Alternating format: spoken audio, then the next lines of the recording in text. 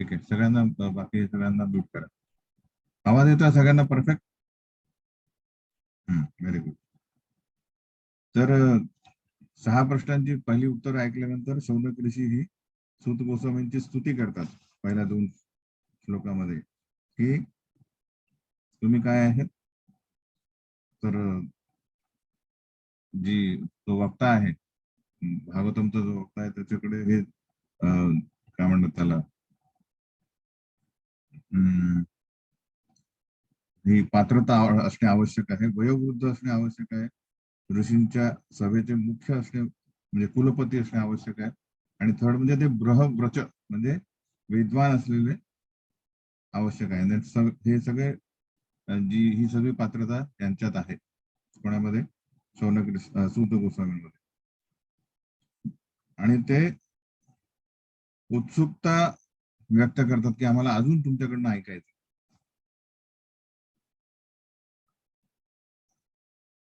आणि मेन यांची अजून एक ख्याती काय आहे की सूत गोस्वामींनी जेव्हा सर्वप्रथम पहिल्यांदा जी भागवत कथा झाली होती, सुखदेव गोस्वामी आणि परीक्षित महाराज यांच्यामध्ये कोणीतरी एक जो आहे माईक चालू ठेवलेला आहे. कोण आहे ते? संकर्षण प्रभू. संकर्षण प्रभू. हा, म्यूट ऑन नाही तर मी करून टाकतो. झालं सगळं म्यूट ऑन. ओके, ठीक आहे. तर सर्वप्रथम पहिली भागवत कथा कुठे झाली होती? जिथे परीक्षित महाराज यमुनेच्या तीरावर यांच्या कोणाकडनं ऐकलं त्यांनी? सुखदेव गोस्वामी. त्या समुदायामध्ये 5000 वर्षापूर्वी सूत गोस्वामी तिथे हजर होते. आणि नंतर आता काही वर्ष उलटल्यानंतर आता हे शौनक ऋषी आणि सूत गोस्वामी हे भेटतात आहे नैमिषारण्याचे तिथे. आणि आता ही त्यांना इथे सूत गोस्वामी दिसल्या म्हणून ते म्हणतात की आम्ही खूप भाग्यशाली आहोत, कारण तुम्ही आम्हाला सापडला. आता ते विचारतात की तुम्ही एवढी सांगितली कथा की सर्व शास्त्रांचा सार काय आहे? भक्ती करणे, ठीक आहे. आणि आता कृष्ण नाही आहे इथे, कृष्ण स्वधाम उपगते, तर सर्व धार्मिक तत्वांनी श्रीमद भागवतमचा आश्रय घेतलाय. म्हणून आम्हाला आता श्रीमद भागवतम बद्दल प्रश्न विचारायचे की श्रीमद भागवत जे आहे हे कोणत्या युगामध्ये लिहिलं गेलं, कुठल्या स्थानी लिहिलं गेलं, कोणत्या कारणाने लिहिलं गेलं, आणि कोणापासून प्रेरणा घेऊन व्यासदेवाने ते लिहिलं. म्हणजे बेसिकली याच्या मागचा बॅकग्राऊंड काय, पार्श्वभूमी काय. कारण आता तुम्ही एवढं सांगितलं की भागवतम हा जो आहे एकमेव सूर्य आहे जो कलियुगी अंधकार घालवणार आहे, त्यामुळे आम्हाला त्याबद्दल सांग. आता सूत गोस्वामी जे आहेत ते सर्वप्रथम शुकदेव गोस्वामी जे त्यांचे गुरु आहेत त्यांच्याबद्दल त्यांचे गुणगान करतात, त्यांची स्तुती करतात. आपण बघितलं की सुखदेव गोस्वामी यांचे 4 आणि 5 या 2 श्लोकामध्ये अध्याय नंबर 4 त्यात 4 आणि 5 हा श्लोकामध्ये सुखदेव गोस्वामींची स्तुती आहे.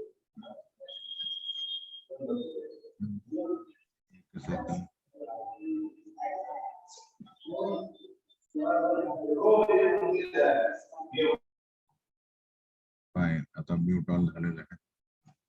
तर सुखदेव गोस्वामींची मेन स्तुतीमध्ये काय लिहिलेलं आहे की पहिल्या श्लोकामध्ये ते महान भक्त आहेत, समदर्शी आहेत, ब्रह्मचिंतनात एकदम एकाग्र आहेत, इत्यादी इत्यादी. त्यानंतर सगळ्यात महत्वाचं म्हणजे ते जन्मतःच मुक्त व्यक्ती आहेत, कारण त्यांनी जेव्हा मातेच्या गर्भातून जन्म घेतला तेव्हाच ते बेसिकली 12 वर्षाचे झाले, कारण 12 वर्ष त्यांनी गर्भातून बाहेर आलेच नाहीत ते. आणि आपण बघितलं श्रीकृष्णाने यावं लागलं आणि त्यांना सांगावं लागलं की तुम्ही चिंता करू नका, बाहेर माया नाहीये आणि तुम्ही मायेने प्रभावित होणार नाही. तेव्हा कुठे सुखदेव गोस्वामी यांनी जन्म घेतला. आणि जन्म घेताच त्यांनी संन्यास म्हणून ते अरण्यात पळून गेले. तेव्हा एक प्रसंग झाला की शुकदेव गोस्वामी युवा 12 वर्षाचे धावत आहेत, त्यांच्या मागे व्यासदेव पळतात आहेत आणि जवळच काय आहे, तर एका डोहात काही युवती ज्या त्यांच्याच वयाच्या आहेत शुकदेव गोस्वामींच्या, त्या स्नान करतात आणि त्यांनी कुठलेच वस्त्र परिधान केलेलं नाहीये. पण जेव्हा शुकदेव गोस्वामी तिथून जातात तेव्हा त्या काहीच हालचाल करत नाहीत. पण जेव्हा त्यांच्या मागोमाग व्यासदेव येतात तेव्हा त्या धावपळीने आपले कपडे घेण्यासाठी पळापळ करतात. तर व्यासदेव त्यांना विचारतात की अरे हे असं का केलं तुम्ही, कारण तुम्ही ऍक्च्युली असं करायला पाहिजे जेव्हा माझा पुत्र तुमच्या समोरून गेला. तर तेव्हा ते म्हणतात की नाही, सुखदेव गोस्वामी जे आहेत, तुमचा जो मुलगा आहे, तुमचे जे पुत्र आहेत, ते कुठल्याच प्रकारचा भेद करत नाही. त्यांनी ते फक्त काय बघतात, आत्मा बघतात. स्त्री पुरुष भेद नाही त्यांना, त्यांच्यासाठी सर्व आत्मे दिसतात ते. आणि पण तुम्ही गृहस्थ असल्या कारणाने तुम्ही स्त्री पुरुष भेद करता आणि ते आम्हाला समजतं, त्यामुळे आम्ही धाव करतो. तर असे आहेत ते शुकदेव गोस्वामी, जे या कलियुगी आपल्यासारख्या जीवांना मार्गदर्शन करण्यासाठी सर्वप्रथम या भागवतांची कथा करणार होते, तेव्हा त्यांनी केली. तर पुढचा प्रश्न काय आहे त्यांनी, तर हा एक प्रश्न झाला, कुठे लिहिलं, कशाने लिहिलं, इत्यादी इत्यादी. नंतर हस्तिनापुरातील रहिवाशांनी शुकदेव गोस्वामींना कसे जाणले, कारण ते आपल्यासारखे आपलं पॅन्ट शर्ट किंवा धोती कुर्ता घालून फिरत नव्हते, तर ते निवस्त्र फिरत, केस वाढलेले, जटा ऍक्च्युली, आणि व्यावहारिकरित्या बघितलं तर ते मुका किंवा वेड्यासारखे दिसत होते. आणि त्या काळात हस्तिनापूर म्हणजे राजधानी होती, हो की नाही, पूर्ण ऍक्च्युली पृथ्वीची राजधानी हस्तिनापुरात होती. तर हस्तिनापुरातील जे एकदम सुशिक्षित त्या काळचे एवढे सोफिस्टिकेटेड लोक यांनी शुकदेव गोस्वामींना कसं त्यांना जाणलं. आणि 7व्या श्लोकामध्ये बघितलं की शुकदेव गोस्वामींची परीक्षित महाराजांची भेट कशी झाली, ज्याद्वारे भागवतून प्रकट झालं. तर हे प्रश्न त्यांनी विचारले. 8वा श्लोक म्हणतो, स गोहन मात्रम ही गृहेषु गृहमेधिना अवक्षते महाभागस तीर्थी कुर्वस तथाश्रम. कारण त्यांना एक शंका पण दुसरी होती की शुकदेव गोस्वामी हे कधीच शहरात दिसत नसत, ते नेहमी जंगलात राहत. पण उदरनिर्वाहासाठी बेसिकली दूध पिण्यासाठी ते काय करत, सकाळी सकाळी कुठल्या एखाद्या शेतकऱ्याच्या घरी जाऊन सकाळी दूध काढताना ते एक ग्लास दूध पिऊन परत जात असत. एवढाच संपर्क ते गृहस्थांशी ठेवत. तर असा व्यक्ती राजासोबत 7 दिवस कसा काय राहिला, हे आश्चर्य त्यांना होत. आणि हे झालं वक्त्याबद्दल आपले शुकदेव गोस्वामी. आता श्रोत्याबद्दल त्यांना प्रश्न आहे की परीक्षित महाराज हे भागवत उत्तम आहेत, भक्त आहेत, त्यांचा जन्म कसा झाला, त्यांना त्यांची विविध कार्य आम्हाला सांगतात. अशा प्रकारे तो प्रश्न विचारतात. आणि परीक्षित महाराजांबद्दल थोडंफार त्यांना माहिती आहे, ते विचारतात की अरे परीक्षित महाराज ते एवढे महान सम्राट होते की त्यांना इतर शत्रू, त्याला कोणी शत्रू नव्हतं. सर्व आजूबाजूचे जे राजे होते ते स्वतःहून कर घेऊन येत असत त्या, आणि आपलं मुकुट त्यांच्या चरण ठेवायचे की आम्हाला रक्षण द्या, हे घ्या कर. तारुण्यात होते, एवढी पांडवांची जी वंश परंपरा होती त्यांची प्रतिष्ठा त्यांनी अजून वाढवली होती परीक्षित महाराजांनी. आणि ते अशा परिस्थितीमध्ये राज्य उपभोगत नव्हते, तर ते ऍक्च्युली सर्व जनतेला रक्षण देत होते. आणि काय करत होते, तर बेसिकली त्यांना त्यांच्या आध्यात्मिक प्रगतीसाठी जे काय हवे ते लागत असेल ते प्रोव्हाइड करत असतो. तर अशा परिस्थितीमध्ये त्यांना काय गरज होती, काय करायची, आमरण उपवास करून करण्याची. शिवाय लोकस्य भवाय भूतये स उत्तम श्लोक परायणा जना जीवंती नात्मार्थमसु पराश्रयम मुमुच निर्विद्य कुत कलेवरम. जे शरीर जे आहे हे सांसारिक स्वामित्वाच्या आसक्तीतून मुक्त होते, दुसऱ्यांच्या आश्रयस्थान झाले होते, तर अशा त्यांच्या शरीराला त्यांनी उगाचच का त्यागलं? त्यांनी असंच समाजसेवा म्हणून, राजे म्हणून राहिलेच का केलं? आणि शेवटी ते शौनक ऋषी सूत गोस्वामींना आश्वासन देतात की आम्हाला तुमच्यावर विश्वास, की तुम्ही जे सांगाल ते गुरु साधू शास्त्र यांना आधारित असेल. कारण ते म्हणतात की वेदांचा काही भाग वगळता तुम्ही सर्व विषयांमध्ये निष्णात आहात. तो वेदांचा काय कुठला भाग वगळलेला आहे? तर पूर्वी गुरुकुलमध्ये गेल्यानंतर सगळ्यांना एक मेन प्राथमिक ज्ञान सगळ्यांना देतच असत, म्हणजे बेसिक प्राथमिक इन सर्व शास्त्रांचं ज्ञान. पण सपोज काही जणांना याज्ञिक ज्ञान असेल तर ते काही जण नाही जाते. काही शास्त्री शस्त्र वगैरे विद्या, तर त्यात ऑप्शन असतं. जसं आपल्या पण असतं ना, ऑप्शन असतं. मेन सगळे सब्जेक्ट असतात, पण स्पेशलायझेशन वेगळं वेगळं असतं. तसंच स्तुत गोस्वामी हे आपल्या आचार्यांनुसार वेदिक आय मीन जी काही जे मीटर्स मध्ये आपण श्लोक उच्चारतात ना, ते अनुच्छेद, विस्तूप वगैरे वगैरे वगैरे, याच्या व्यतिरिक्त असे भरपूर आहेत. त्या भागामध्ये त्यांनी ते सोडून, जे जे आवश्यक नाही एवढं मीटर मध्ये गाणे, तो सोडून बाकी सर्व तत्व तुम्हाला माहिती, म्हणून तुम्ही आम्हाला हे सांग. हे सगळे प्रश्नांची उत्तर द्या. पहिले 6 प्रश्नांची उत्तर त्यांनी दिली. आता हे जे आहेत हे 3 प्रश्न त्यांनी विचारले. भागवतमचा उगम कुठे झाला, कधी झाला, कशासाठी झाला, कोणी प्रेरणा दिली, एक प्रश्न. दुसरा प्रश्न, सुखदेव गोस्वामी हस्तिनापुरात रहिवाशांनी त्यांना कसं जाणलं, कारण ते साधारण मनुष्याला समजण्यासारखे नव्हते. तिसरा प्रश्न, परीक्षित महाराजांचा जन्म, कार्य आणि वैराग्य, म्हणजे बेसिकली त्यांचा त्याग, या सर्वांबद्दल आम्हाला. तर या प्रश्नांची उत्तर आपल्याला संपूर्ण उरलेल्या पहिल्या स्कंदात मिळतील. म्हणजेच अध्याय आता 4था उरलेला, जर 5, 6, 7, 8, 9, 10, 11, 12, 13, 14, 15, 16, 17, 18, 19, 19 चॅप्टर मध्ये, अध्यायामध्ये या 3 प्रश्नांचे आपल्याला उत्तर देतील. कारण मध्ये या उत्तर देताना आपल्याला कुंती महाराणीच्या प्रार्थनामध्ये येतील. भीष्मदेव जे आहेत त्यांचा महानिर्वाण, म्हणजे भीष्मदेव कशा प्रकारे प्राण सोडले, तो एक चॅप्टर असेल.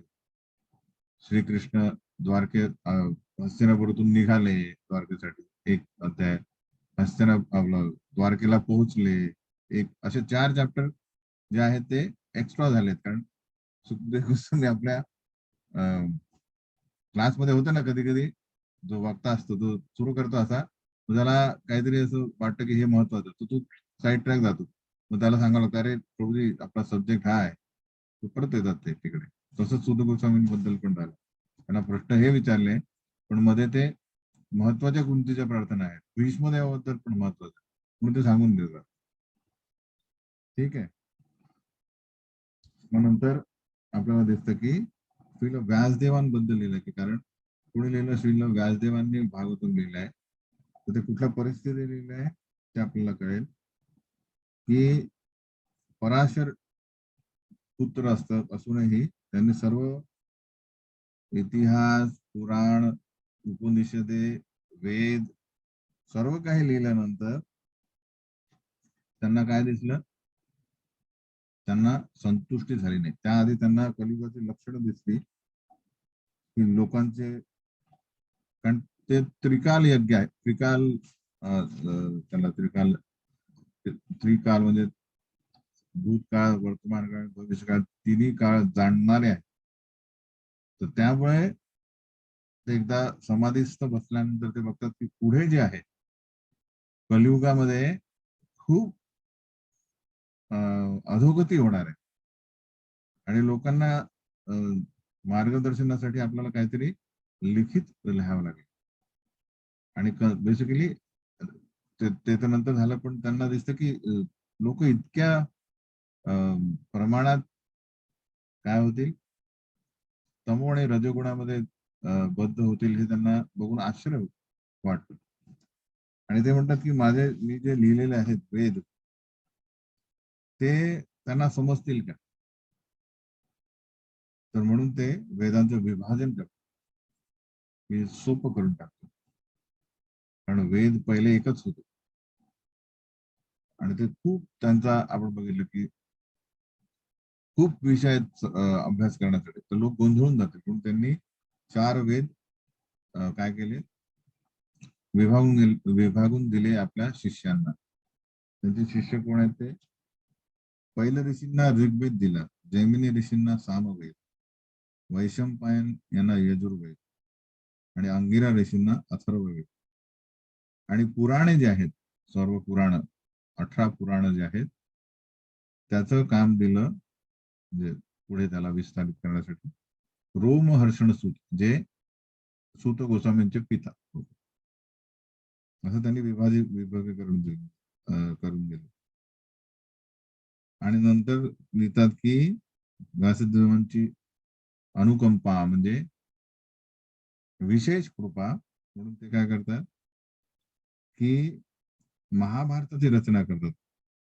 कारण अल्पज्ञ लोक जे आहेत, जे वेदांत श्रवण करण्यास पात्र नाही आहेत, त्यांना मुख्य तत्व जीवनातील तत्व शिकवण्यासाठी ते महाभारत. अशा प्रकारे व्यासदेवांनी आपल्या अवताराचं काम करून टाकलं. काय, सर्व शास्त्रांची निर्मिती केली. पण हे सगळं केल्यानंतर काय झालेलं आहे, ते स्वतः मात्र असंतुष्ट दिसले. मग ते म्हणतात, अरे मी असंतुष्ट तर माझं कारण काय, सर्व काही लिहून दिलं मी, हे की नाही, जे वाचून लोक संतुष्ट झाले पाहिजे, तर मीच असंतुष्ट आहे, हे की नाही. जर एखादी रेसिपी लिहिली की हलवा कसा बनवायचा, एखाद्या माताने लिहिले की हे टाका टेका, हे टाका आणि करा, आणि त्यांनी स्वतः केलेली काय तर याला टेस्ट नाही, तर काय होईल, ती रेसिपी कोणी वापरणारच नाही. त्याच प्रकारे व्यासदेव म्हणतात की मी एवढे वेद लिहिले, शास्त्र पुराण लिहिले, उपनिषद लिहिले, सगळं काही लिहिलं, पण मीच असंतुष्ट आहे. याचं कारण काय. तर ते काय करतात, त्याच्यावर चिंतन करतात. आणि तेवढाच नारद मुनी त्यांना त्यांचे जे गुरु आहेत ते भेटायला येतात. आणि मग नारद आणि व्यासदेवांमध्ये संवाद होतो. आणि गुरु असल्या कारणाने व्यासदेव त्यांना त्यांची चूक शोधून काढतात. चूक काय आहे, तर पहिल्यांदा सुरुवातीला ते विचारतात, त्यांच्यात गुरु आणि शिष्यांमध्ये कशा प्रकारे संपर्क असतो, संबंध असतो, ते आपल्याला दिसतं की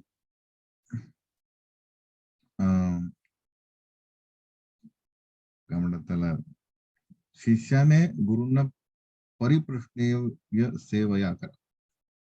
तर परिप्रश्न विचारणे म्हणजे आपण आपला डाऊट विचारणे, संशय विचारायला हवा. तेव्हा कुठे गुरुंनी काय करणार, ठीक आहे मी त्याचं उत्तर देतो.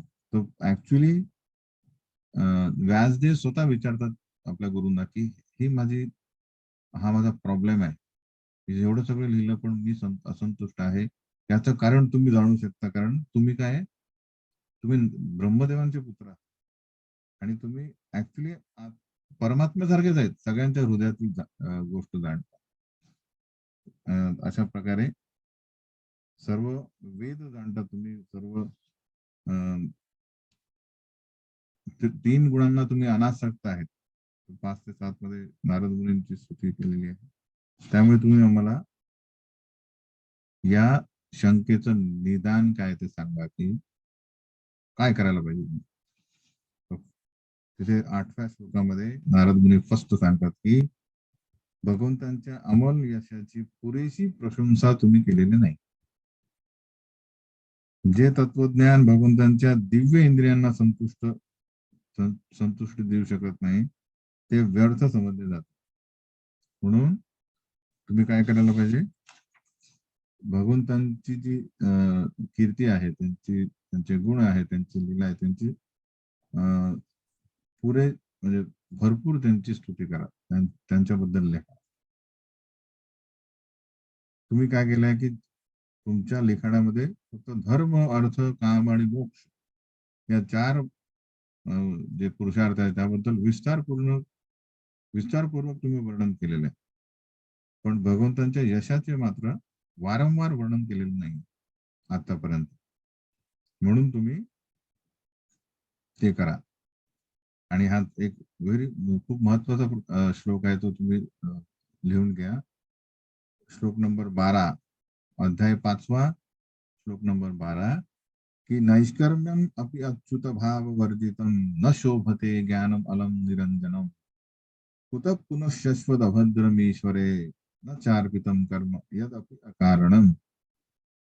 नारद मुनी म्हणतात व्यासदेवांना की नैष्कर्म्यम अपि अच्युत भाव वर्जितम. नैष्कर्म्यम म्हणजे की आत्मसाक्षात्काराचे ज्ञान, म्हणजे मी शरीर नाही, मी आत्मा आहे, प्रकृती अशा प्रकारे कार्य करते, काळ अशा प्रकारे कार्य करतो, हे ज्ञान जे आहे तेही जर अच्युत भाव वर्जित, म्हणजे याच्यात पूर्णपणे भगवंतांची लीला नाही आहे, आपण जस्ट तत्व म्हणतोय की हे वस्तू आहे, मॅटर आहे, शरीर म्हणजे मॅटर, जीव, प्रकृती, काळ, कर्म, त्याच्यात कुठल्याच प्रकारे भगवंत नाहीये, हे की नाही, इनडायरेक्ट आहे. हे नारद मुनी म्हणतात की हेही ज्यात कृष्ण नाही आहे पण आत्मसाक्षात्काराचं ज्ञान आहे, हो की नाही.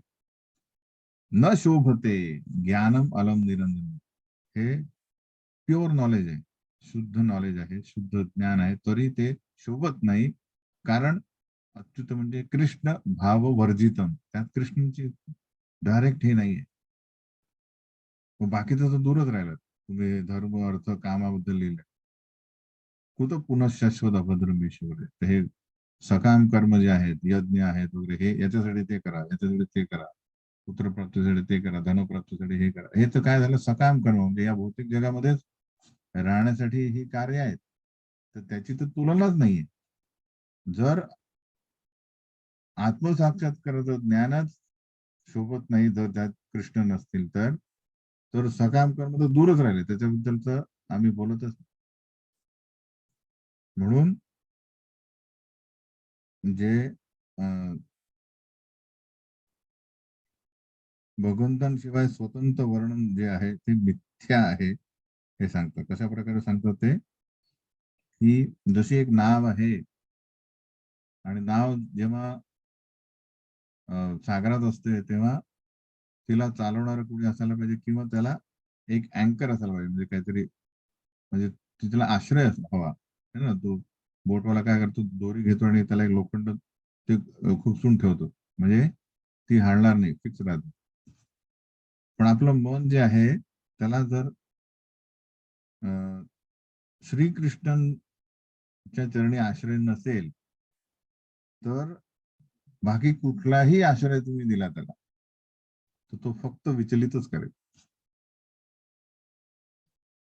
श्रीकृष्णांचा आश्रय एकच आहे, तर मन काय राहील, शांत राहील. शांत राहील म्हणजे ऍक्च्युली संतुष्ट राहील. मनाला म्हणतात ना, मन करा रे प्रसन्न, सर्व सिद्धीचे कारण. पण त्या सिद्धीचे कारण काय, श्रीकृष्णांच्या चरणी जेव्हा असेल तेव्हाच ती सिद्धी प्राप्त करू शकतो तो. अथवा जे काही इच्छा पूर्तीसाठी जे मनाला आपण मुभा दिली, तर ती फक्त काय होईल, जशी लाट येते तर नाव काय होते, हालते आणि इकडे तिकडे जाते, कारण त्याला आश्रय नाही. आणि अशा नावामध्ये तुम्ही बसला की नेहमी ती काय होते, जायच्या इकडे पण इकडे जाते, तर आपण निराश, विचलित होऊ. तर तशी गत आहे सर्व जीवांची आपल्या, जे भक्त नाहीयेत, काय करतात ते निराश आहे. म्हणून मला तुम्ही म्हणतात की पृथक दृश्य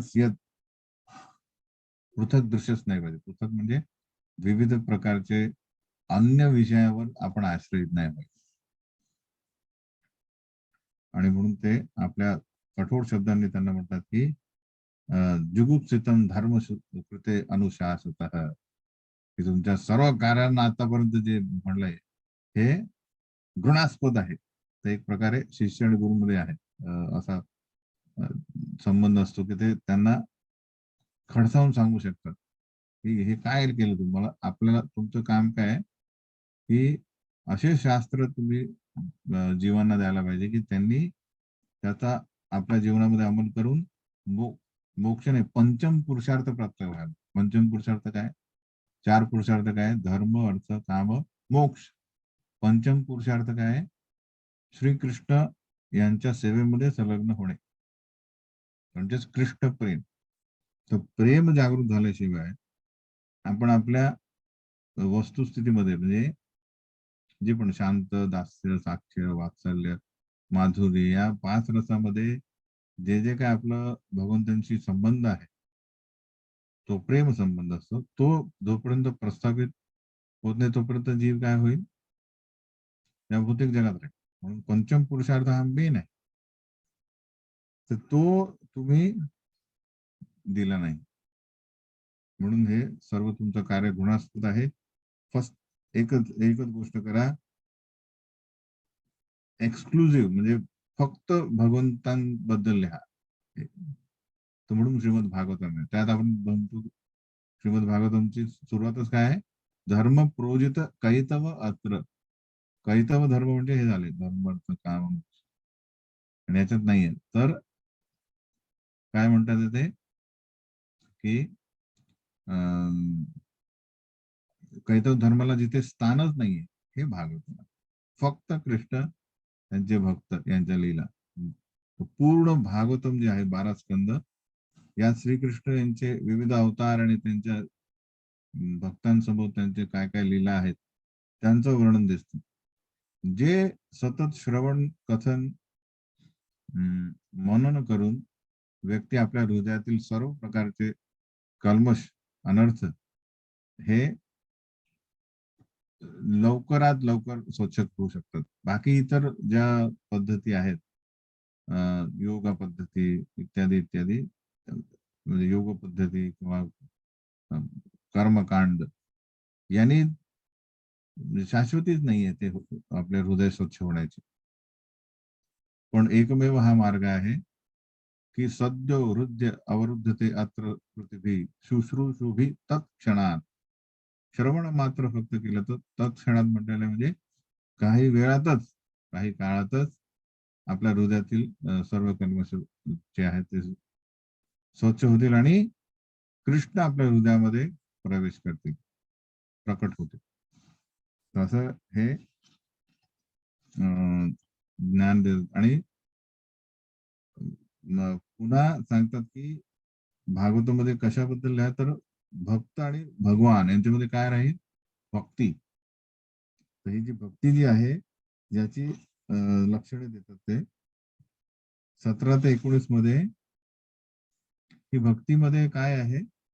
लोकांना डाऊट काय असतो की अरे आम्ही आमची पारंपरिक पूजा विजा चालली आमची, हे की नाही. आणि मध्ये तुम्ही म्हणताय की अरे कृष्ण उपासना करा, भक्ती करा, हो की नाही. तर भक्ती केल्यानंतर समजा तिथे माझं पतन झालं, म्हणजे मी नाही करू शकलो, मग काय गेला तर वेळ वाया जाऊ द्या.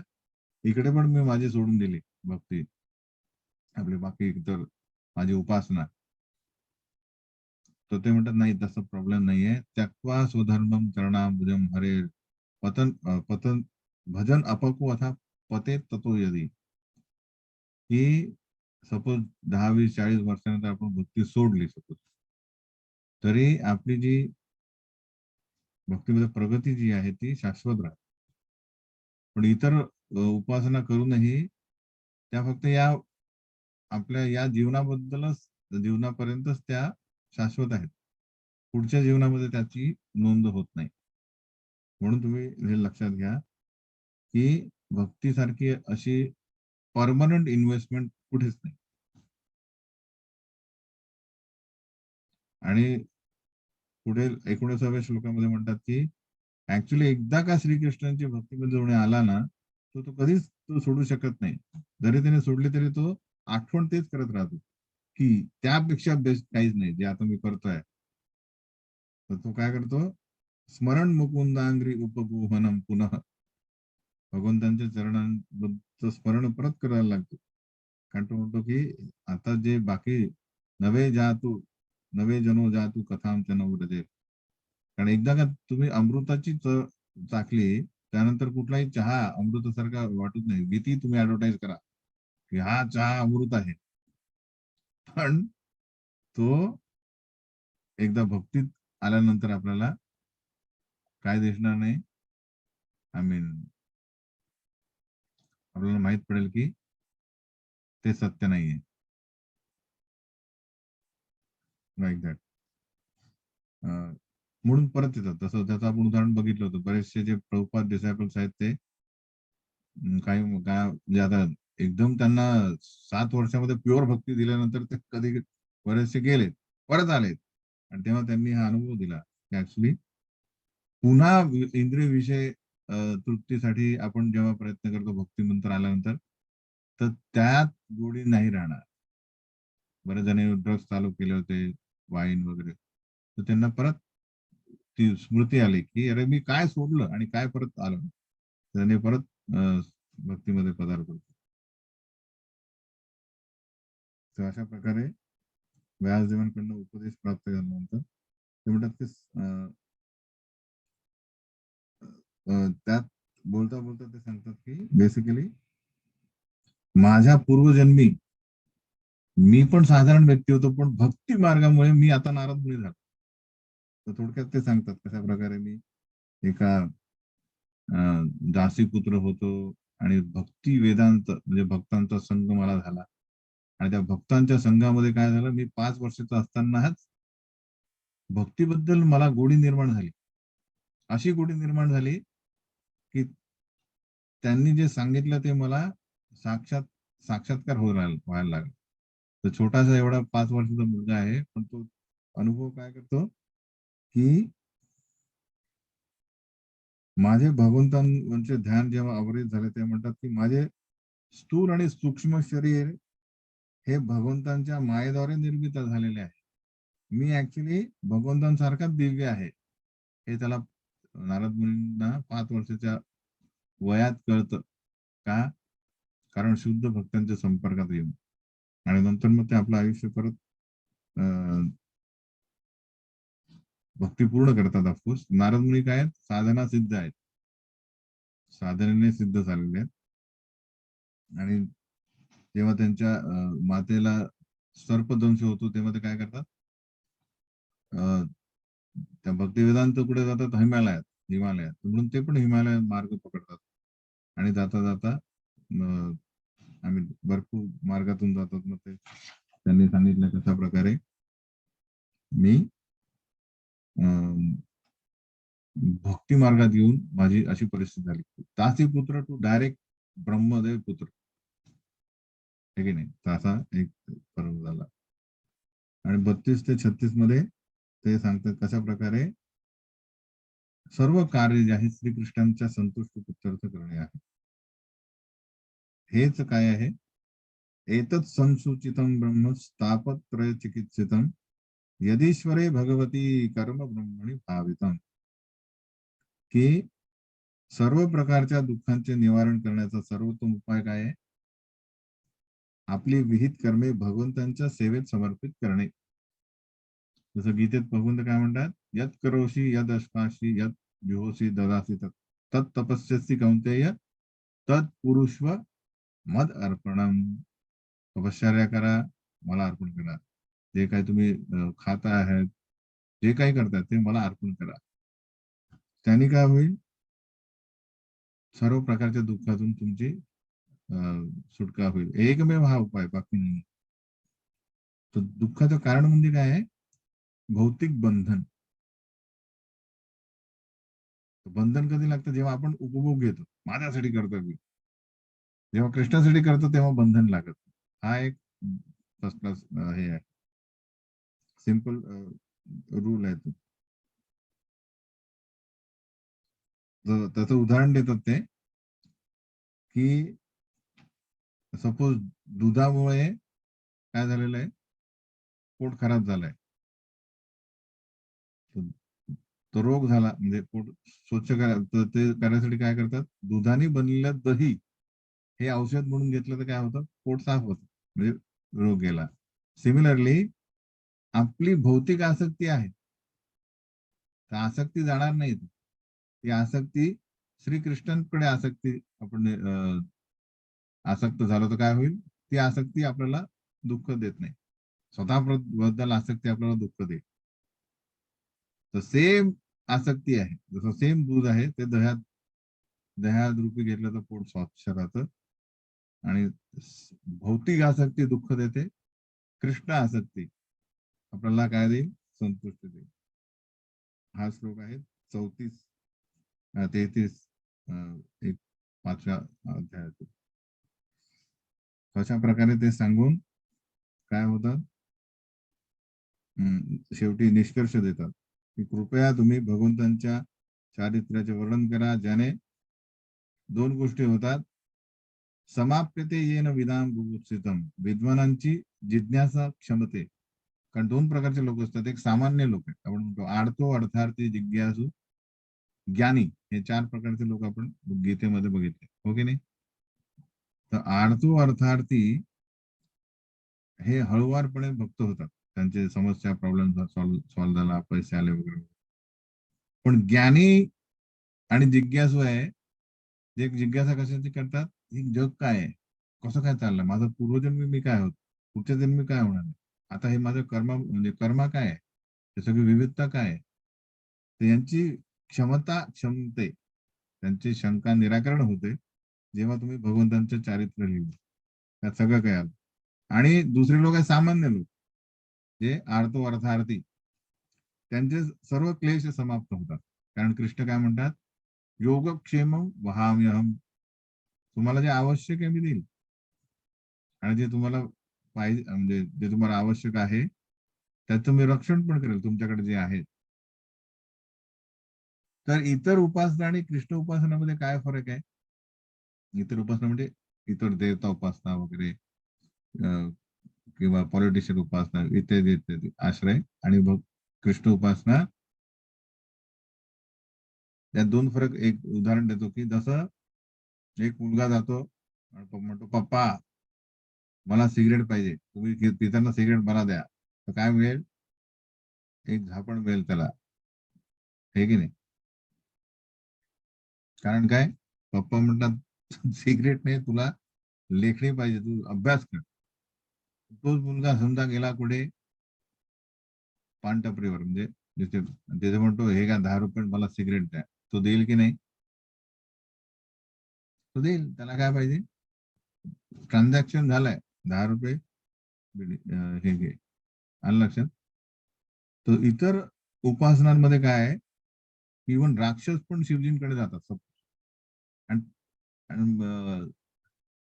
कठोर तपश्चर्या करतात, शिवजी प्रसन्न झाल्यावर ते काही पण माग. तो वृकासूर म्हणतो की मला असा वरदान द्या की ज्याच्या पण डोक्यावर मी हात ठेवेल त्याचं डोकं फुटेल. शिवजी म्हणतात तथा, आणि हे काय करतात, वृकासूर म्हणतो त्यांच्या मागे पळतो तू. तर ट्रान्झॅक्शन आहे की ब्रह्मदेव, हिरण्यकश्यप, सर्व देवता म्हणतात त्याला देऊ नका काही, हा आधीच डेंजर आहे, आधीच त्याच्याकडे एवढी पॉवर आहे, तुम्ही त्याला दिलं तर तो आम्हाला नोकर बनून ठेवेल. आणि तो ऍक्च्युली, ब्रह्मदेव म्हणतात काय करणार, एवढी कठोर तपश्चर्या कुणीच करू शकत नाही, ना भूतो न भविष्यती. तर तो म्हणतो तथास्तु, ब्रह्मदेव त्याला देतात. आणि तेवढं तसंच होतं, तो देवतांना आपल्या घरी कामाला ठेवतो, हिरण्यकश्यप, हे त्या लक्षात. तर सांगण्याचा उद्देश की देवता उपासना इथं ट्रान्झॅक्शन, तुम्ही एकदा त्यांना प्रसन्न करण्यासाठी जे काय केलं तर त्यांना ते द्यावं लागतं, दॅट इज ऑब्लिगेशन. पण कृष्णाकडे तसं नाहीये, जे तुम्हाला पाहिजे तुमच्या प्रगतीसाठी ते तुम्हाला मिळेल, आणि जो तुम्हाला अधोगतीसाठी आहे ते तुम्हाला देणार नाही. तसे पिता जाणतात की याला सिगरेट दिले तर हा खराब होईल, त्याला मिळणार नाही. चॉकलेट मिळेल. जे तो व्हॉट यू नीड, आपल्याला जे आवश्यकता आहे ते कृष्ण देते. पण व्हॉट वी वॉन्ट, मला हे पाहिजे, ते मिळेल की नाही हे याची शंका नाही. म्हणून नारद मुनी एकदा शंका उत्पन्न करतात की तुमचे भक्त एवढे कमी का? आणि बागेंकडे लाईन लागलेली. हा पॉइंट आहे. सगळ्यांना काय पाहिजे? मला जे पाहिजे ते पाहिजे. इकडे मिळेल नाही, शाश्वती नाही विष्णू, बाकीकडे मिळते. म्हणून तिकडे जास्त भक्त लोक असतात. एनिवे, तर वास्तविकपणे या दोन गोष्टी भगवंतांच्या चारित्र्याचं वर्णन केलं.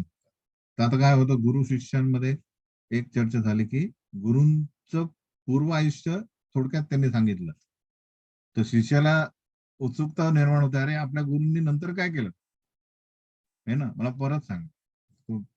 ते परत विचारतात नारद मुनींना की नंतर तुम्ही काय काय केलं, तुम्हाला हा देह कसा मिळाला? नारद मुनींचा देह कसा आहे? ज्यात तलवार अशी मारली तर काय होईल? तलवार शरीरातून जाईल, पण त्यांना काय होणार नाही, त्यांचं असं दिव्य शरीर आहे. तर एकदा नारद मुनी कोणाला भेटायला जातात? रावणाला. नारद मुनी सगळ्यांना, नारद मुनी काय आहेत? देव असुर प्रिय आहे. असा कुठलाच देवता नाही जो असुर लोक पण त्यांची पूजा करतात किंवा जे त्यांना मानतात. फक्त नारद मुनी आहे जे असुरांच्या सभेत गेले तर सगळे उभे राहतात आणि नारद मुनींचे पाय पकडतात, की कारण हे ब्राह्मण आम्ही आशीर्वाद द्या. त्यांना माहित आहे की हे कपटी नाहीये. बाकी देवता आले तर यांच्यामध्ये युद्ध होईल. तर रावणाकडे गेल्यानंतर नारद मुनींना काही एक हे होतं, काहीतरी गोष्ट होते आणि रावण म्हणतो की मला पण पाहिजे. आम्ही काहीतरी होतो, तर त्यात ते म्हणतात की तुला ते मिळू शकणार नाही. तर हा सॉरी, तुमचं शरीर जे आहे दिव्य कसं आहे, तर ते म्हणतात की त्यासाठी तुला राम नाम घ्यावं लागेल. तर तो म्हणतो, राम नाम नाही, तसंच पाहिजे मला अशी. पण तसं मिळणार नाही. तर तो काय करतो, तलवार घेतो आणि नारद मुनींना मारण्याचा प्रयत्न करतो. तर ती तलवार त्यांच्या शरीरातून आरपार जाते, तेव्हा रावणाला सांगतो अरे हे तर दिव्य शरीर, म्हणून लगेच पाया पडतो तो. म्हणतो मला असं शरीर पाहिजे. तो म्हणतो हे राम नाम घेतलं तर तुम्हाला असं शरीर मिळेल. तेवढं नको, नाही पाहिजे मला, रामाचं नाव नाही घेऊ शकत. याला म्हणतात असुर, जे जन्मतःच वैरी असतात धर्माचे, भगवंतांचे. एनिवे, तर नारद मुनी पूर्ण मग ही कथा सांगतात कशा प्रकारे त्यांच्या मातेचा सर्पदंशाने मृत्यू होतो. नंतर ते ऍक्च्युली जातात, खूप फिरतात, नंतर मधुवन मध्ये जातात बहुतेक, तपश्चर्या करतात, ध्यान करतात. तिथे भगवंत त्यांच्या हृदयातून प्रकट होतात समोर, नंतर गायब, म्हणजे हृदयात प्रकट होतात नंतर गायब होतात. खूप प्रयत्न करतात, पण नंतर भगवंत सांगतात त्याला की या जन्मी तुला माझी पुन्हा दर्शन होणार नाही, कारण अविपक्व कषायाणाम दुर्दर्शोहम तू योगिना, तुझ्या हृदयामध्ये जे काही राहिलेले कल्मश आहेत ते तुला या जन्मी भक्ती करून ते काढायचे आहेत. तुझी भक्ती तीव्र व्हावी म्हणून मी तुला दर्शन दिलेले आहे.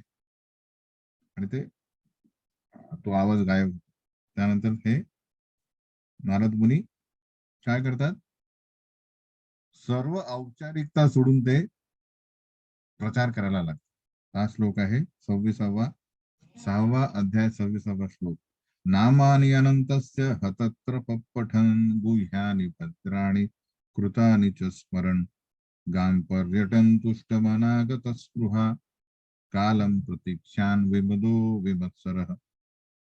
हा श्लोक काय सांगतोय की जनरली आपण पण भीतो की अरे, म्हणजे भीतो दिवसात पहिले भीत असाल कदाचित की सर्व जग रथयात्रेत जातोय आपण आणि फिरतोय, किंवा हातात माळा तिलक, पहिल्यांदा असं कुठल्या मित्रांनी वगैरे बघितलं आपल्याला वाईट हे वाटत असेल, अरे भीती वाटते की नाही.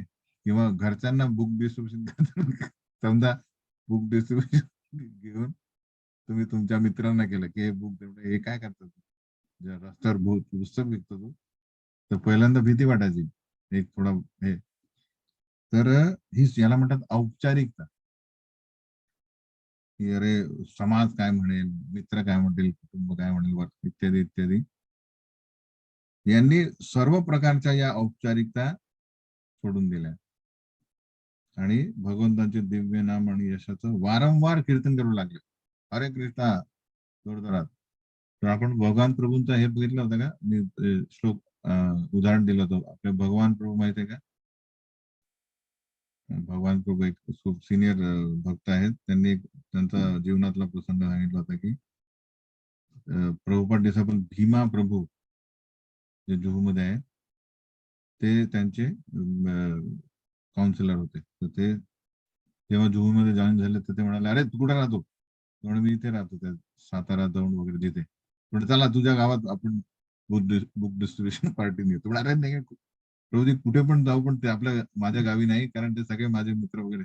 नाही नाही नाही, आपण ओळखीच्या ठिकाणी म्हणजे तुझ्या घरी थांबू ना, मग प्रसाद वगैरे होईल आणि तिथे सगळ्यात गावात करू. त्यामुळे अरे कुठून सांगितलं मी यांना. गेली बस पार्टी आणि जसे ते बस थांबली त्यामुळे घर कुठे आहे? घराच्या तिथेच थांबवली त्यांनी. आणि ते काय म्हणतात त्याला, भीमा प्रभू फॉरेनर म्हणजे फॉरेन बॉडी उतरले, असे जंप मारले त्यांनी, मृदंग घेतला आणि वाजायला लागले, हरे कृष्णा हरे कृष्णा. आणि या दोघांना यांच्यासोबत अजून एक होत, त्यामुळे नाचा तुम्ही आपल्या स्वामी स्टेप मध्ये. ते आपले भगवान प्रभू म्हणे की मी असे तोंड असं खाली करून हरे कृष्णा करत होतो, कारण सगळे नातेवाईक बघतात आहे. त्यामुळे खूप पहिल्यांदा खूप हे असत औपचारिकता, की आपण काय करतोय ते श्रद्धा असणे वगैरे, की हेच ऍक्च्युली आपलं सगळ्यांसाठी भलं आहे, इत्यादी इत्यादी जाणणे त्याला वेळ लागतो. तर त्याचे आता 10 वर्षानंतर सगळे त्यांचे नातेवाईक भक्त आहेत आणि सगळे गेल्यानंतर त्यांच्या पाया पडतात. तर पहिल्यांदा ते त्यांना म्हणत हे काय करताय, पण आता काय, ते त्यांचे गुरु झालेले सगळ्यांचे. आलं लक्षात. तर हा फरक पडतो. सतत आपण भगवत नामाची प्रवचन केलं तर. हे करताना त्यांच्यातील गुण काय, आत्मसंतुष्टी. जेव्हा जेव्हा आपण संतुष्ट असू तेव्हा आपल्याला दुसरा काय म्हणतो काय नाही त्याची काही गरज नाही. बहुतांश लोक कसे जगतात, अरे मी हे करतोय तर लोकांनी वाह करायला पाहिजे, हे की नाही, माझी प्रतिष्ठा तशीच राहिली पाहिजे. तर ही काय झालेली बॉरोड हॅपीनेस, म्हणजे माझा आनंद हा दुसऱ्यांवर अवलंबून आहे, हे की नाही, की जोपर्यंत त्यांनी प्रशंसा केली नाही तर मग मी आनंदी नाही. तर एक प्रचारक होते, म्हणजे प्रचारक आहे, ते म्हणाले की त्यांनी झूम क्लास घेतला आणि एकदम फर्स्ट क्लास क्लास दिला. ते म्हणे की मला असा क्लास मी भरपूर दिवस झाले दिलाच नव्हता आणि त्यांना स्वतःला खूप आनंद झाला. मग त्यांनी विचारलं, ते जसं आता मी रोहिदास पूर्ण विचारतो किंवा अं, आपल्या यांना विचारतो की आता किती लोक आलेत.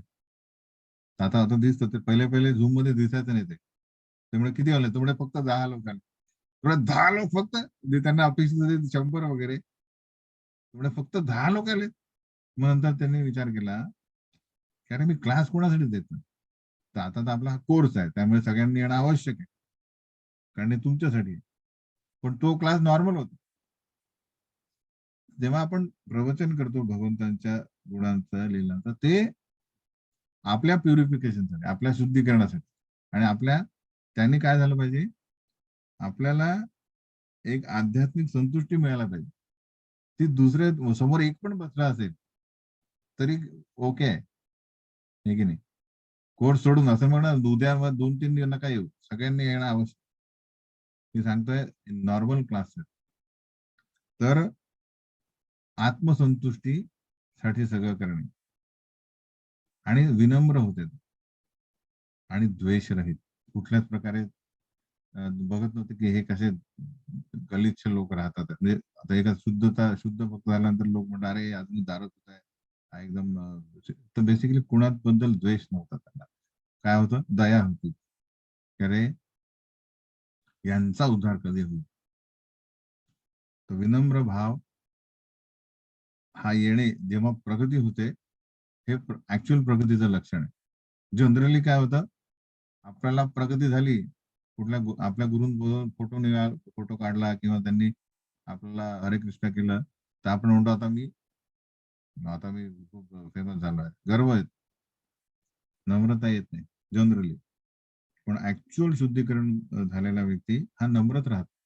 तो कितीही त्याची स्तुती झाली, प्रगती झाली, पण तो नम्र राहतो, दुसऱ्यांबद्दल द्वेष करत नाही. तर अशा प्रकारे ते भ्रमण करत राहिले. आणि नंतर जेव्हा त्यांचा मृत्यू आला, तेव्हा ते दुसऱ्या कल्पामध्ये ब्रह्मदेवांचे पुत्र म्हणून जन्माला आले. अशा प्रकारे नारद मुनी आपला संदेश देऊन निरोप घेतात. एतद्धीर आतुर चित्तानां मात्रा स्पर्शेच्छया मुहु भव सिंधू प्लवो दृष्टो हरिचर्यानुवर्णनम. काय म्हणतात ते, की खूप महत्वाचं आहे, की मात्र स्पर्श इच्छा, की जे इंद्रियांना विषय कसे प्राप्त होतील या चिंतेने सदैव ग्रस्त असतात. आहे की नाही. डोळ्यांना चांगला ऑब्जेक्ट दिसेल, कानाला चांगला आवाज दिसेल, आपलं जिभेला चांगला चव, ते सगळे इंद्रिय विषयांबद्दल जे सतत ग्रस्त असतात, त्यांच्यासाठी हरिचर्यानुवर्णनम म्हणजे हरिकथा ही अज्ञानरूपी भवसागर पार करण्यासाठी सुलभ नौका आहे. भवसागर पार करण्यासाठी आपल्याला नाव लागेल, स्विमिंग कोणी करू शकणार नाही. तर कर्मकांड, ज्ञानकांड, नंतर योगा हे जे आहेत, हठयोगा वगैरे, हे काय आहे, हे स्विमिंग करण्यासारखं आहे. भवसागर कसा पार करणे, पोहून करणे, स्व बळावर आहेत त्याच्यात. त्यात कुठल्याच प्रकारे कृपा मिळत नाही. भक्ती म्हणजे काय, हरिकथा हे आपल्याला नाव आहे. आता सांगा ना, भावसागर पार करण्यासाठी कुठलं सुलभ आहे, नाव येत आहे की पोहण्यास.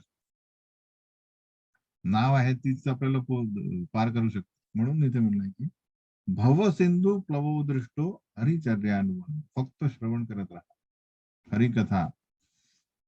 याने सुलभरित्या जे आहे, नारद मुनी म्हणतात भवसागर पार करा. हे कुठल्याच लॉजिक मध्ये बसत नाही. म्हणून मोठे मोठे सायंटिस्ट यांना समजत नाही, की अरे असं कसं शक्य. पण आपले शास्त्रज्ञ जे आहेत, आध्यात्मिक शास्त्रज्ञ नारद मुनी, व्यासदेव, हे आपल्याला सांगतात आहे. आणि हे हजारो आणि कित्येक विद्वान यांनी यांचा फायदा घेतला आहे. अशा प्रकारे नारद मुनी जे आहेत हे परत जातात. त्यानंतर शौनक ऋषी परत विचारतात की नारद मुनी निघून गेल्यानंतर यांनी, व्यासदेवांनी काय केले. मध्ये मध्ये प्रश्न विचारला पाहिजे की नाही, म्हणजे स्पीकरला थोडा हे मिळतो. तर सूत गोस्वामी सांगतात की कशा प्रकारे आपल्या गुरूंचा आशीर्वाद प्राप्त केल्यानंतर आपले व्यासदेव आपल्या शम्यप्रास नामक आश्रमामध्ये सरस्वती नदीच्या पश्चिम तटावर काय करतात, ध्यानस्थ होता. फर्स्ट थिंग ध्यान म्हणजे प्युरिफिकेशन. आणि तिथे भक्ती योगेन मनसी सम्यक प्रणिहिते अमले अपश्यत पुरुषम पूर्णम मायाम च तपाश्रयम. तो विचार करा, आपल्याला गुरु कृष्ण प्रसादे पाये भक्ती लता बीज, हा 7वा अध्याय 4था श्लोक आहे. जो जेव्हा आपल्याला कृष्ण गुरूंचा आशीर्वाद मिळेल तेव्हाच कृष्ण दिसतील. मध्ये माध्यम आहेत. यस्य प्रसादात भगवत प्रसाद, हे आपण म्हणतो नेहमी. आता गुरु आले, नारद मुनींनी त्यांना उपदेश दिले, काय करणे ही आज्ञा दिली, आणि त्यांनी तसं ध्यान दिलं. काय झालं, आपल्या व्यासदेवांनी आपलं मन भक्तिवात एकाग्र केलं, आणि तेव्हा त्यांना भगवंत आणि त्यांच्या नियंत्रणाखाली कार्य करणारी माया याचं पण दर्शन झालं डायरेक्ट, कशा प्रकारे कार्य चाललंय.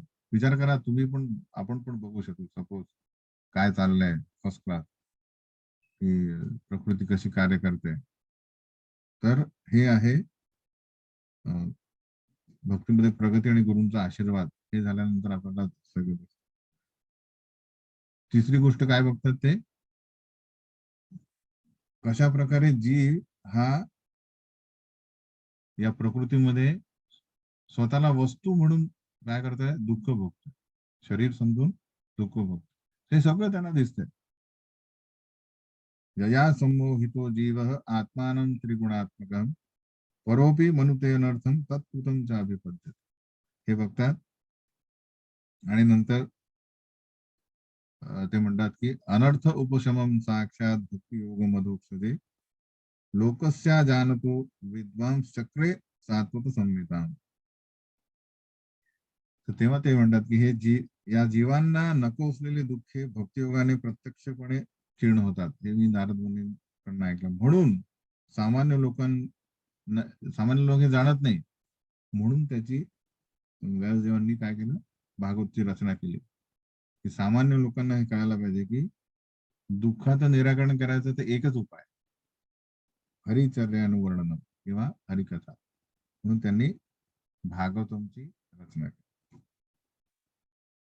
आणि भागवतम काय आहे, 6वा अध्याय, 7वा अध्याय, 7वा श्लोक, की यस्यां वै श्रूयमाणायां कृष्णे परमपुरुषे भक्ती उत्पद्यते पुंसाम शोक मोह भय अपह.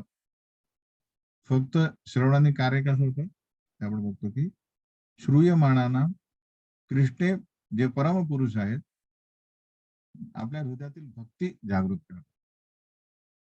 आणि एकदा भक्ती जागृत झाली म्हणजे श्रीकृष्णांशी आपण काय म्हणतो त्याला, श्रवण कीर्तन वंदन असे नवविध भक्ती करायला लागलो की शोक मोह आणि भय या 3 गोष्टी आपल्याला नेहमी काय करत असतात, सत्वत असतात. शोक कशाबद्दल, अरे मी हे केलं नाही भविष्य भूतकाळाबद्दल. मोह काय कशासाठी, अरे मला पाहिजे आता वर्तमान, हे का नाही ते नाही, मोह असतो हे की नाही. आणि भय हे भविष्यात, अरे माझी कार, माझं घर, व्हॉट एव्हर इट, माझा बँक बॅलन्स, कुठल्याही गोष्टीबद्दल भय, हे भविष्य, हे जायला नको, सोडून नाही जायला, जे काय असेल. तर भूत भविष्य वर्तमान या तिघांमधील हे जे शोक मोह भय आहे, अपह म्हणजे त्यातून आपली सुटका होते फक्त श्रवणामुळे.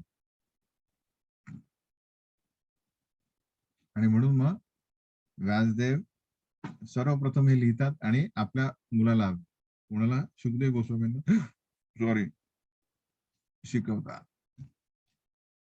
शिकवतात. आणि त्यानंतर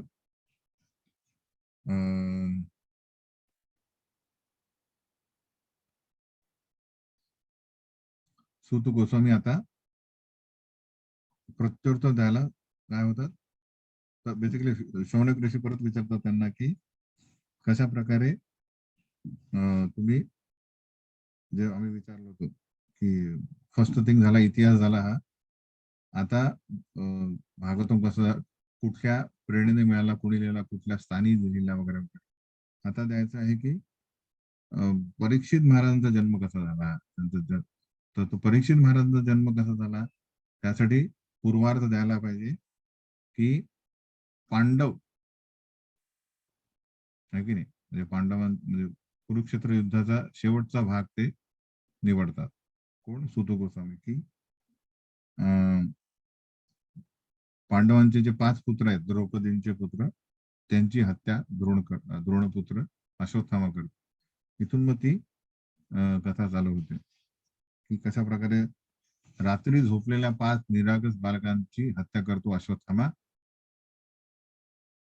आणि मग अर्जुन व्रत घेतो की त्याला मी पकडून आणतो, त्याचा शिरच्छेद करून तू त्याच्या शिरावर उभी राहून मग स्नान कर, तेव्हा तुझी जी दुःख शांत होईल, असा एक व्रत घेतो. आणि तो जातो त्याला पकडतो पण काय करतो अश्वत्थामा, काय करतो, ब्रह्मास्त्र सोडतो. आणि ब्रह्मास्त्र सोडल्यामुळे काय होतं, अर्जुन भगवंतांना प्रार्थना करतो की हे तेज कुठून येत आहे. आणि मग भगवंत म्हणतात की हे तेज तुझ्या ब्रह्मास्त्राने काय कर, नलिफाय कर. आणि अशा प्रकारे अश्वत्थामाला पकडून जेव्हा त्या शिबिरात आणलं जातं, तेव्हा द्रौपदी आपलं मत सांगते की अरे गुरुपुत्र आहे, त्याला मारू नका. आपण बघितलंय की द्रौपदीचे कारण काय, की अश्वत्थामाला का मारू नये हे कारण आपण बघितलं. 43 ते 48 मध्ये आपण सविस्तरपणे बघितले होते. कुठला 7वा अध्याय, श्लोक नंबर 43 ते 48. द्रौपदीने अश्वत्थामाला ठार न करण्याची कारणे दिली. पण काय 43 मध्ये, धर्मम, की त्याला मुक्त करायला, तो एक ब्राह्मण आहे आणि आपला गुरु आहे, हे की नाही. आता द्रोणाचार्य नाही म्हणजे काय, हा अश्वत्थामा गुरु झाला, द्रोण गुरुपुत्र, म्हणून त्याला मारू शकत नाही. कारण धर्म आहे, हा धर्म पालन करणे म्हणजे गुरुनं ब्राह्मणांना न मार. न्यायम 44 श्लोकामध्ये, की द्रोणाचार्यांच्या कृपेमुळे आपण युद्ध तंत्रांचे ज्ञान प्राप्त केले, तर थोडा काहीतरी कृतज्ञ राहा, हे की नाही. त्यांच्यामुळे तुम्ही जिंकला युद्ध. 45 मध्ये सकरुणम, तर हे शब्द जे आहेत हे श्लोकामध्ये येतात. ज्या श्लोकामध्ये येतात त्या श्लोकाची पूर्वीच्या श्लोकामध्ये येतं 43-48 मध्ये विवरण आहे की द्रोणाचार्य जे आहे हे आजही हजर आहेत त्यांच्या पुत्राच्या रूपामध्ये, म्हणजेच अश्वत्थामा. त्यामुळे कृपी का सती गेली नाही, त्या काळात सती जात असत, कारण हा मुलगा आहे. तो मुलगा असताना पत्नी सती जात नसते. मग तिला कृपी अजून जिवंत आहे म्हणून तिला तशी आय मीन द्रोणाचार्याला, अश्वत्थामाला आपण मारू शकत नाही. आणि निर्वलिका म्हणजे दुटप्पीपणा नाहीये.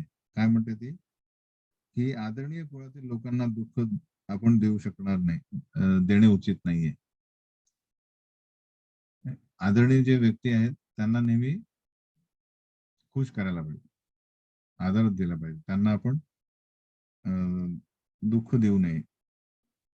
समतापूर्ण ती बघते की मी माझ्या पुत्रांचा वध झाला म्हणून किती दुःखी आहे, तर कृपी पण दुःखी होईल, तर माझ्यासारखं दुःख मी दुसऱ्याला देऊ शकत, कारण मला अनुभव झालेला आहे की ते खूप असह्य आहे.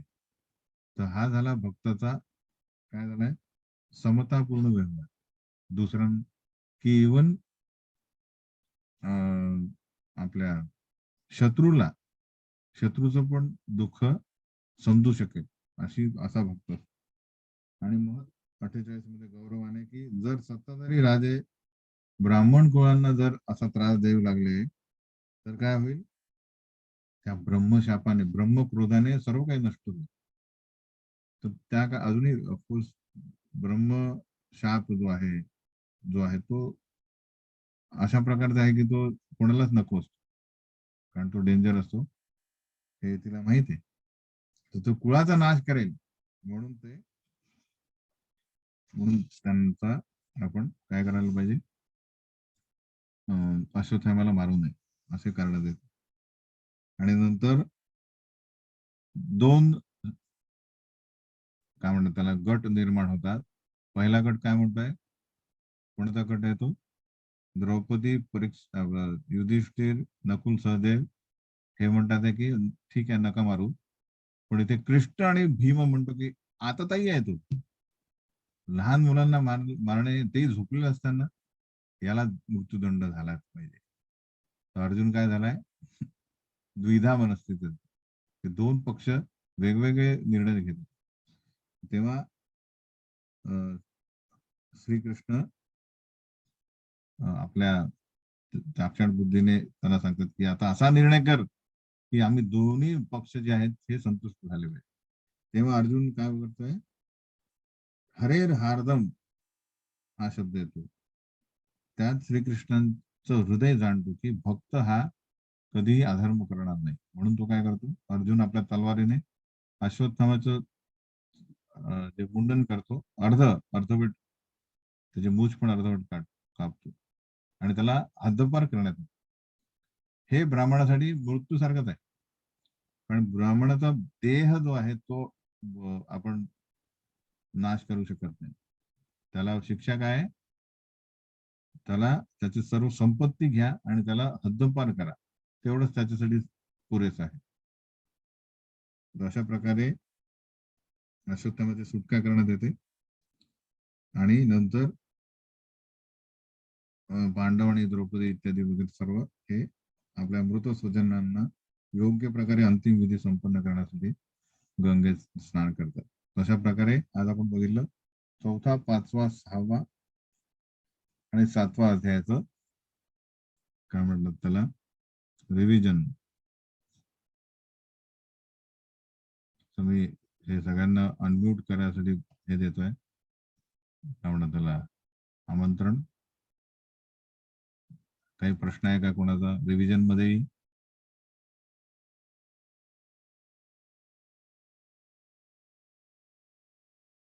अनम्यूट करू शकता आणि विचारू.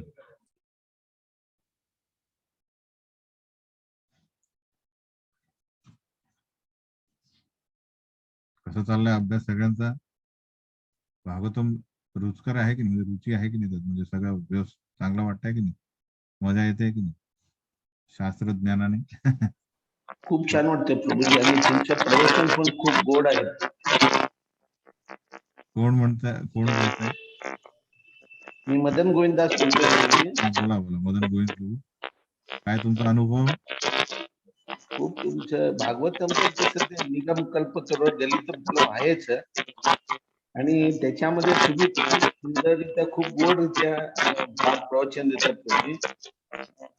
आणि संडे क्लास नाही म्हणजे थोडस आम्हाला हिमुस्त झालं असं वाटतंय. तुमचा क्लास नसला तर, पण तुम्हाला पण काहीतरी अडचण असते, ते पण आम्ही हा, समजायला मागच्या वेळेस काय झालं, गौर पौर्णिमा झाल्यानंतर 3 दिवस हे होतं, आम्ही सिक्युरिटी, क्राऊड केअर, त्यामुळे आमची सकाळपासून म्हणजे धांदल होती, त्यामुळे थकलो होतो. त्यामुळे मागच्या रविवारी आपण करू शकलो नाही.